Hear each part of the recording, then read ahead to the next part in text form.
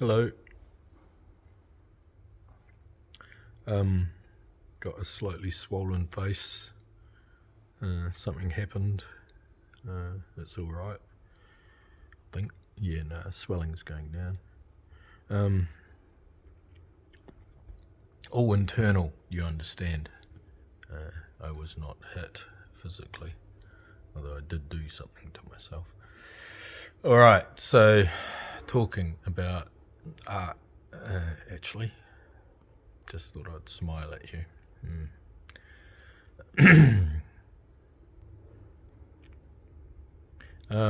Talking about art, and specifically this art,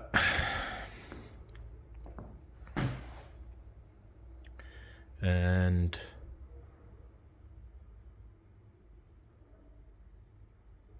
the art talks quite a bit itself, of course.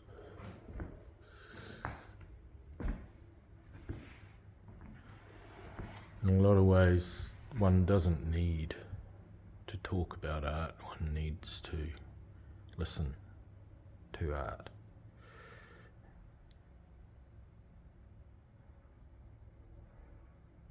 And this is a cacophony, obviously. It's a material cacophony. And through articulating with my voice now, I attempt to translate my intent, because I made it. It doesn't shut down anyone else's. Been discussing the idea of art for temples recently, and the notion of frames of reality being sacred. Frames of reality being sacred. That is to say, values that manifest reality. What do I mean by that? What am I talking about?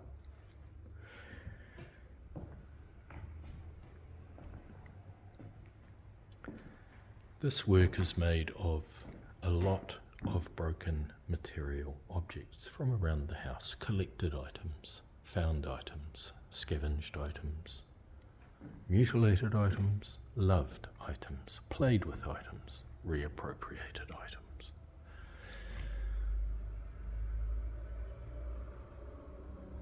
In that way, it's a microcosm of the world, which is made of items, made artifacts, a synthetic environment of the human collective. Synthetic in the sense that humans have manufactured their own world within the world of nature. We've natured ourselves.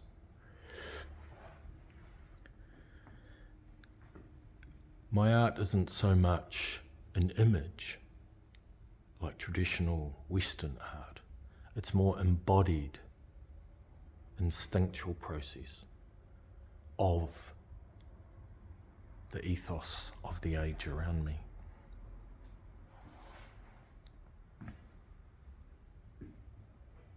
I'm not trying to occult or hide knowledge or being clear. I'm trying to show and reveal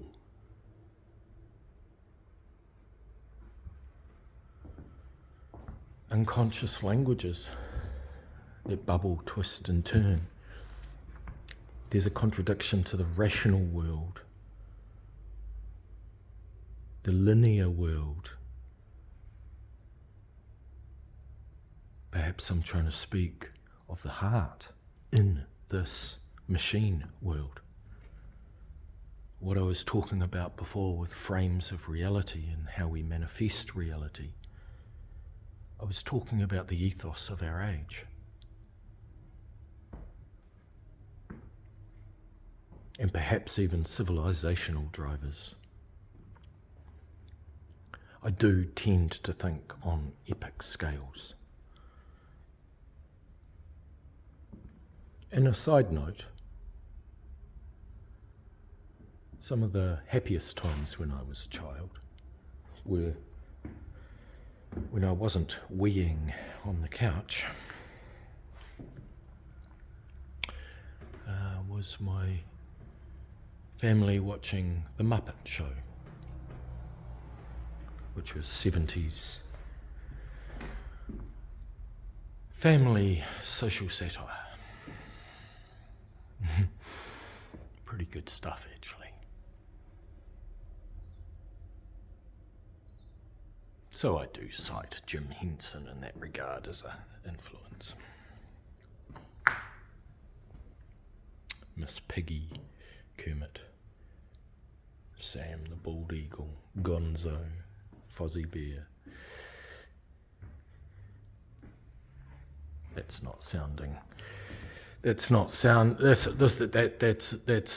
a beat.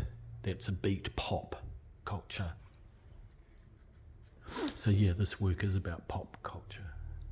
We can see aspects of David Cronenberg's Existenz in here, in a sort of biological technology fusion. There's so many readings going on.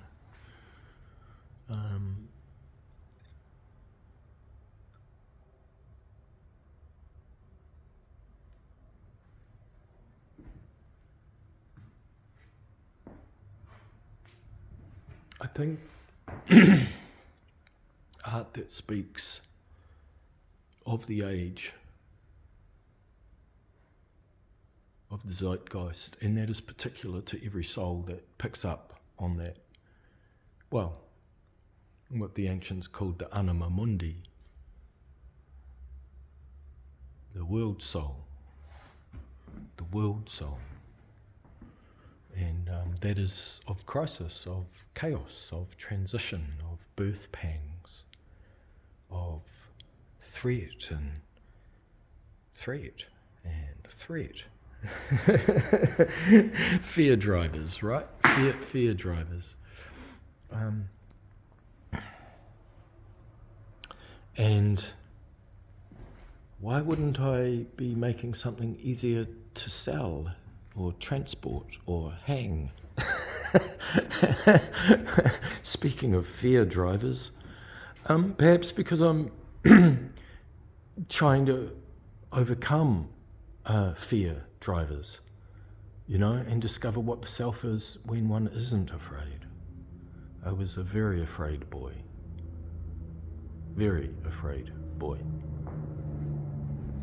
And art has been a connection to my heart and soul through the mental disturbance of fear. And one could call that mental illness, if you like. I think a lot of mental illness is probably trauma, PTSD, stress, self-harm,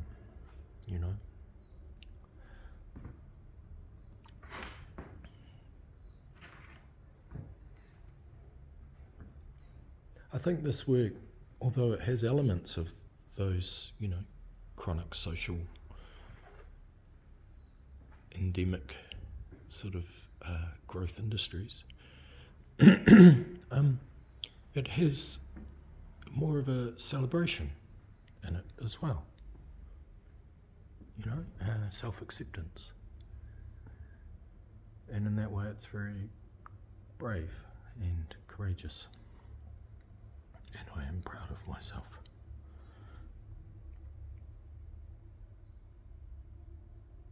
Not a self that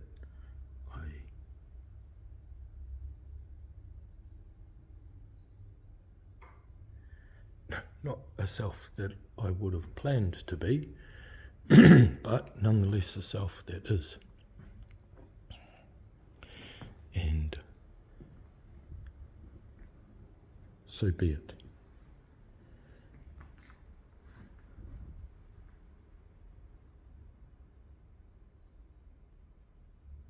Art's always been signifier of class and culture, and prevailing models of what represents us and our psyches, and I understand that.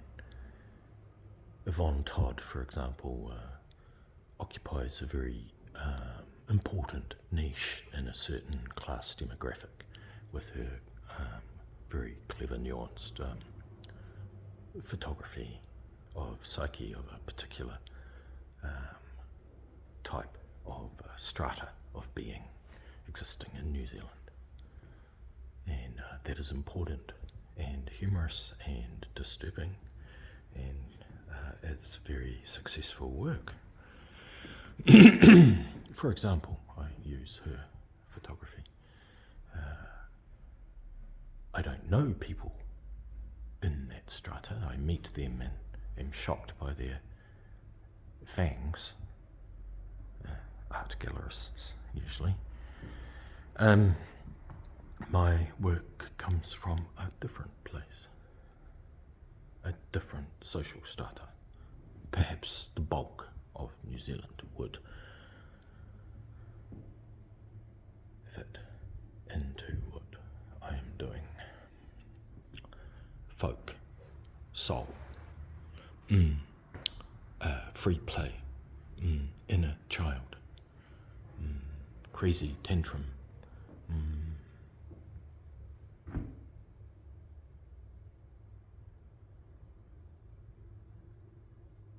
colourful metaphysics, metadata.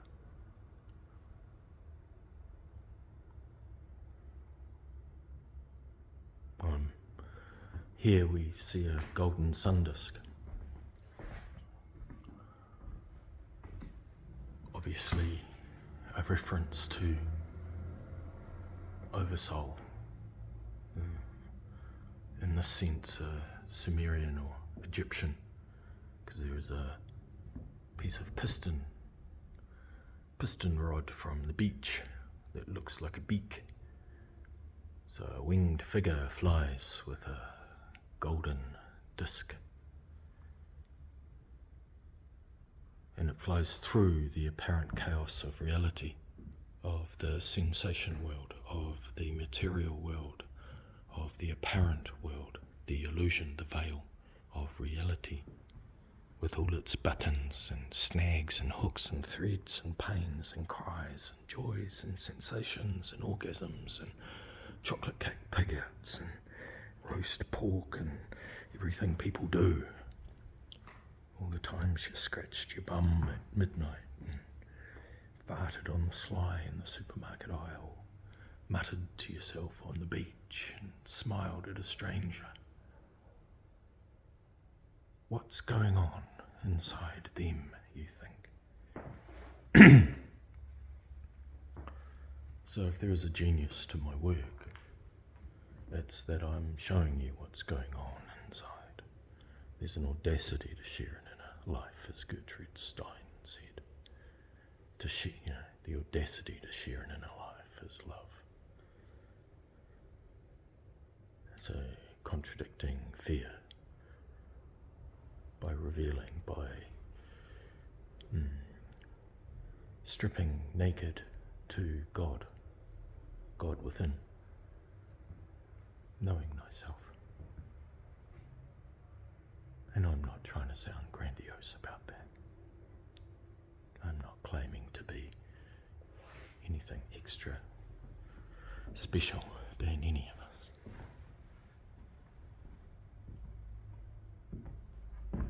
But within a confounding, confusing madness matrix of not being of this world,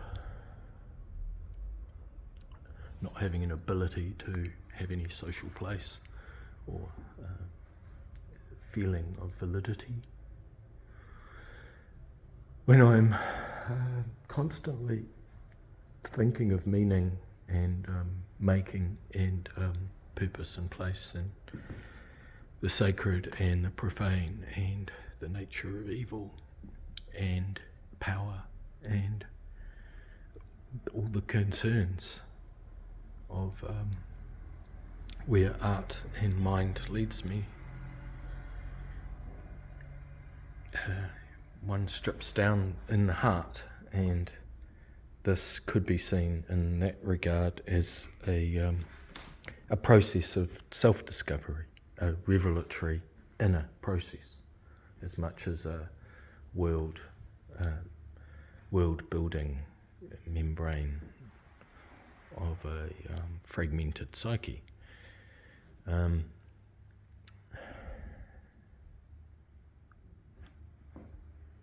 With codes and clues to real things in the world we know are happening. I think what I'm saying is the internal and the external are one. And as we explore consciousness,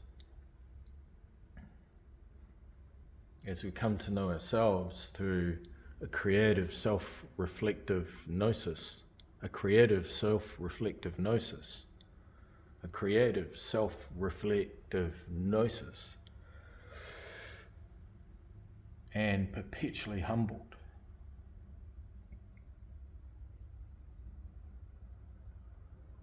We could identify a set of values that was beyond the problem of the prison,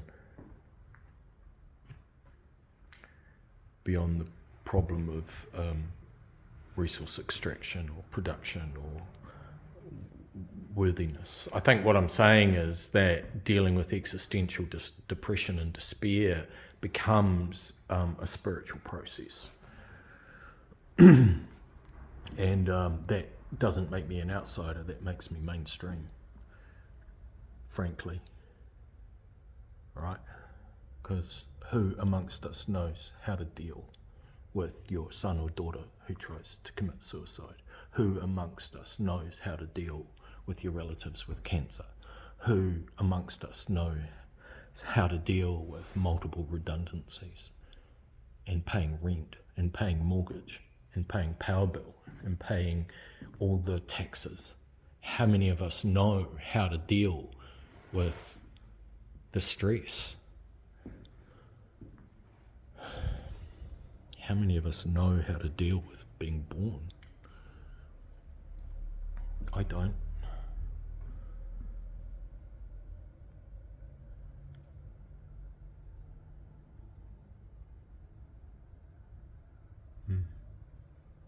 I suppose I am after a cult.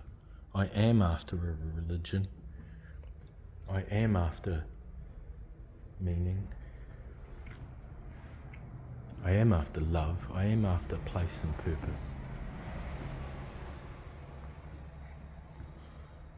And I know that doesn't exist. I know there isn't a temple. I know there isn't a people. I know there isn't a tribe. There isn't a building. There isn't a compound. There isn't, monks and devotees, and there aren't wise ascended masters lurking around, helping us in our inner process. I would like that. So perhaps I'm remembering another time. I do research those things. I've visited those places from ancient times on the planet. One of the main things I think about is the betrayal and the corruption of our Western model, our systems, as I've sort of touched on already, in terms of the true purpose of human life and the sacredness of life. Not civilization, not culture, but life. Spirit manifesting here.